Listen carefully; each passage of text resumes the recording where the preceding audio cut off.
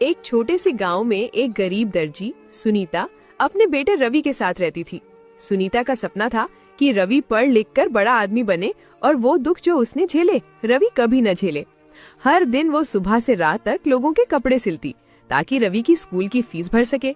कभी उसे खाना नसीब होता, कभी नहीं, लेकिन रवि की किताबें हमेशा नहीं होती। एक दिन रवि ने देखा कि उसकी माँ पुराना फटा हुआ स्वेटर पहनकर ठंड में काम कर रही थी। उसने कहा, माँ, तुम मेरे लिए इतना क्यों करती हो? मैं पढ़ाई छोड़ देता हूँ।